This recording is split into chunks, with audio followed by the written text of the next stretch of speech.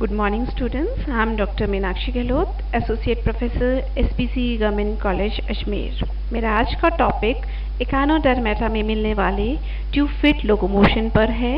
मेरा यह topic MTS university Ajmer के BSc पार्ट सेकेंड के फर्स्ट पेपर को कवर करेगा।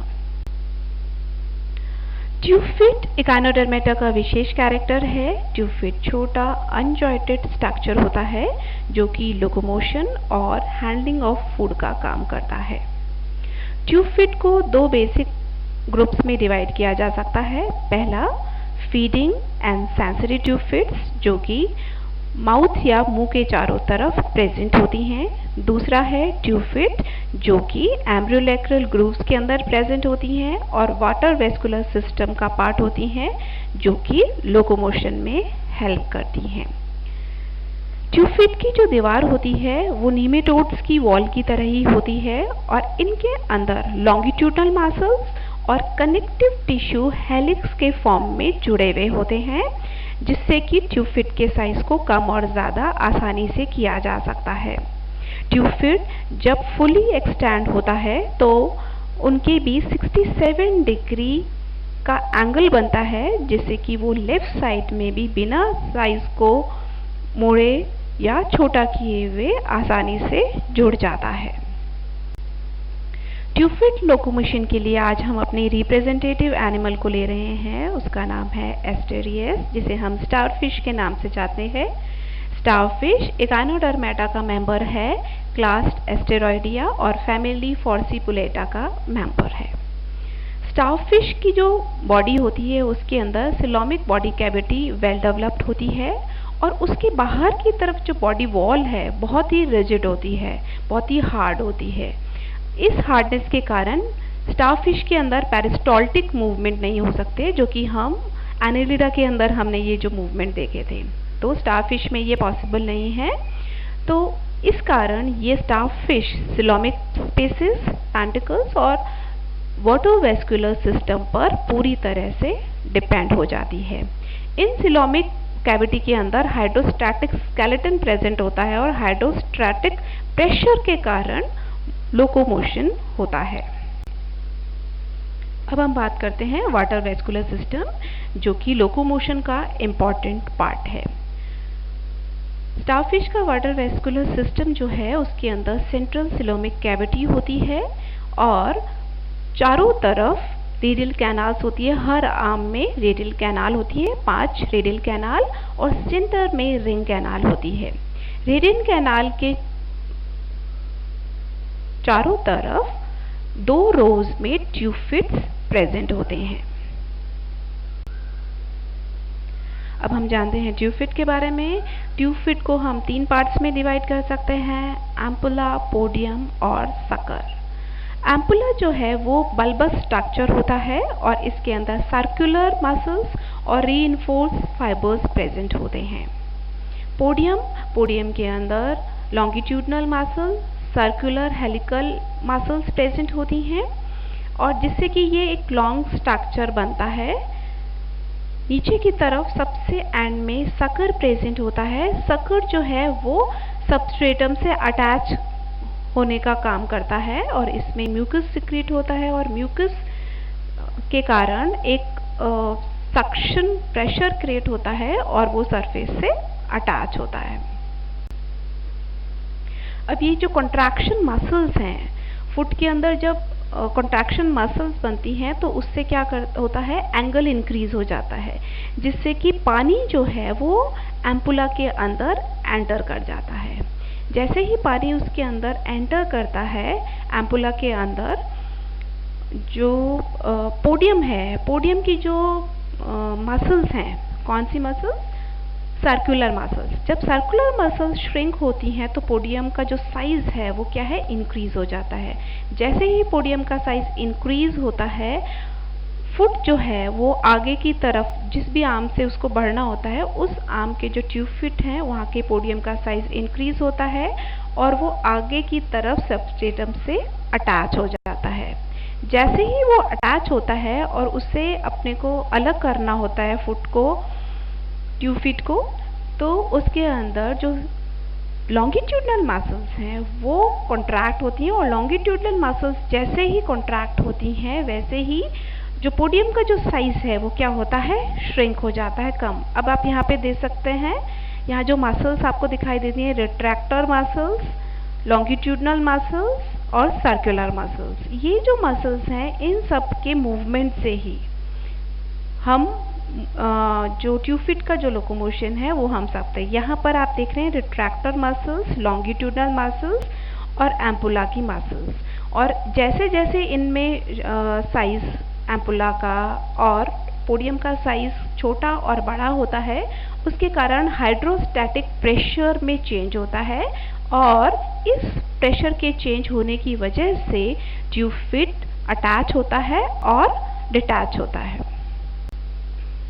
अब यहाँ पे ये देखिए एम्पुला की मसल्स आप यहाँ पे ये देख सकते हैं।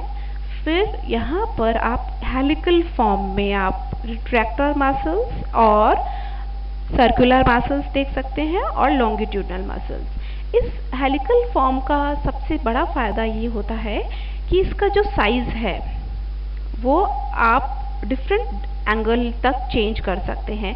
करीब जब ये एक आर्म से आगे सबस्ट्रेटम तक जाता है तो मैक्सिमम 67% तक उसका एंगल फाइबर के साथ बन जाता है, जिससे कि वो आगे लेफ्ट एंड राइट साइड दोनों तरफ मूव कर सकता है।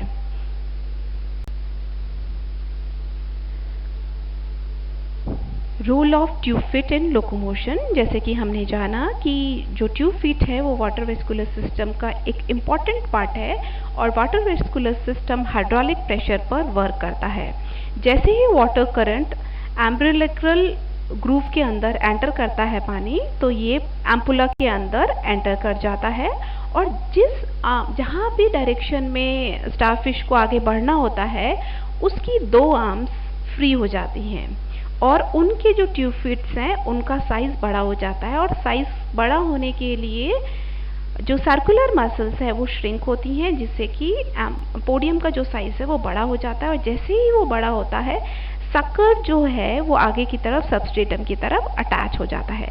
पीछे के जो ट्यूब फिट जो कि अभी सबस्ट्रेटम से पहले अटैच थे, उनके अंदर लॉन्गिट्यूडनल मसल्स जो है वो श्रिंक हो जाती हैं, जिससे कि ट्यूब फिट का जो साइज है वो क्या है, कम हो जाता है। उससे जैसे ही साइज कम होता है वो सबस्ट्रेटम से अलग हो जाते हैं, और आगे वाले अटैच हो जाते हैं और पीछे वाले डिटैच हो जाते हैं। तो इस तरीके से अटैचमेंट और डिटैचमेंट लगातार ट्यूब फिट का होता रहता है, और ये सबस्ट्रेटम पर आगे बढ़ता जाता है, और पथरीली जमीन पर ये रेंग सकता है आसानी से। आप यहाँ पे देख सकते हैं सर्कुलर फाइबर्स और लॉन्गिट्यूडनल फाइबर्स के कॉन्ट्रैक्शन के कारण किस तरीके से ट्यूब फिट का साइज बड़ा और छोटा हो जाता है। यहाँ पे भी आप देख सकते हैं मैक्सिमम, इस एरिया में आप देख सकते हैं मैक्सिमम साइज ट्यूब फिट का बहुत ज़्यादा हो गया है, और इस पे जो फ्लेक्सिबिलिटी है, और सबसे इम्पॉर्टेंट चीज़ ट्यूब फिट की ये है कि ये बहुत सारे नंबर में है, 2 रोज में प्रेजेंट है लेकिन बहुत सारे नंबर में है। तो इन सब का आपस में कोऑर्डिनेशन बहुत इम्पॉर्टेंट है कि कौन से ट्यूब फिट को चिपकना है, कौन से को अलग होना है। तो ये एक बहुत ही कोऑर्डिनेटेड मूवमेंट है। तो ये जो मूवमेंट है ये कभी कभी लीवर की तरह काम करता है, और जब भी ये हॉरिजॉन्टल मूवमेंट कर रहा है, स्टारफिश जब भी हॉरिजॉन्टल मूवमेंट जब इसके अंदर होता है तो ये लीवर की तरह काम करता है, लेकिन जब वर्टिकल मूवमेंट करता है तब ये ट्रैक्शन मेथड को यूज करता है। तो इस तरीके से लीवर की तरह ये ट्यूब फिट काम करते हैं। अब आप यहाँ पे देख सकते हैं किस तरह से ट्यूब फिट अटैच्ड है और डिटैच्ड है। अब हम जानने की कोशिश करते हैं कि ये जो लोकोमोशन है ट्यूब फिट उसको कंट्रोल कौन कर रहा है। जेनिंग साइंटिस्ट जो थे उन्होंने कहा था कि ये जो लोकोमोशन है ट्यूब फिट उसके अंदर जो रेडियल कैनाल और सर्कमोरल जो नर्व रिंग है वो एक बहुत ही इम्पॉर्टेंट रोल प्ले करती है, और जो मैसेज, जो कोऑर्डिनेशन का जो मैसेज है इन दोनों के द्वारा दिया जाता है।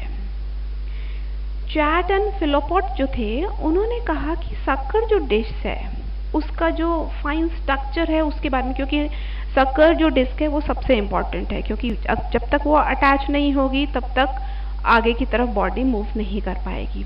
तो इन्होंने 1960 में जो सकर डिस्क है उसका जो फाइबर का जो स्ट्रक्चर है उसके बारे में डिटेल में बताया था, और उन्होंने कहा था कि ये जो 50 फाइबर्स से मिलकर बना हुआ होता है और हर फाइबर का जो साइज है वो 20 माइक्रोन मीटर तक उसका डायमीटर होता है। और इसका जो कंट्रोल है 56% जो ट्यूफिट लोकोमोशन है उसमें 50% जो रोल है वो एडहेसिव फोर्स है जो कि ट्यूफिट के द्वारा क्रिएट होता है सकर के एक्शन से, जबकि 44% जो है वो जो रोल है वो है म्यूकस का स्टिकीनेस। दो इंपॉर्टेंट चीज हो गई, 56% एडहेसिव फोर्स जो कि सकर क्रिएट करता है और 44% जो कि स्टिकीनेस है म्यूकस की। इन दोनों के एडिशन के कारण ही ट्यूफिट चिपकता है। अब इसमें ये कहा गया है कि जो एडहेसिव कार्बोहाइड्रेट्स हैं, स्टारफिश के अंदर एडहेसिव कार्बोहाइड्रेट और एसिडिक जो प्रोटीन है वो ऑल्टरनेट, एक बार कार्बोहाइड्रेट आयनिक कंटेंट के साथ मिलते हैं, दूसरी बार प्रोटीन जो है वो आयनिक कंटेंट के साथ मिलकर सबस्ट्रेट बनाते हैं, और इन दोनों के ऑल्टरनेटिव सब्सटेंसेस बनने की वजह से एक बार वो अपने सब्स्ट्रेटम से चिपक जाता है और दूसरी बार सब्स्ट्रेटम से डिटैच हो जाता है। तो इसमें बायोकेमिकल चेंजेस होते हैं कार्बोहाइड्रेट एंड आयनिक कंटेंट के बीच में, प्रोटीन और आयनिक कंटेंट के बीच में, जिससे कि एक एडहेसिव सब्सटेंस बनता है और दूसरी बार वो डिटैच करने वाला सब्सटेंस बनता है। तो इस तरह से हम समझ सकते हैं कि ट्यूफिट का जो लोकोमोशन है वो एकाइनोडर्मेटा का एक स्पेशल कैरेक्टर है, और उसमें ट्यूफिट और जो हाइड्रोलिक प्रेशर क्रिएट होता है वो इस ग्रुप की स्पेशलिटी है। नेक्स्ट क्लास में हम जानने की कोशिश करेंगे पीडल लोकोमोशन के बारे में, और पीडल लोकोमोशन हम पाइला के अंदर देखेंगे। Thank you.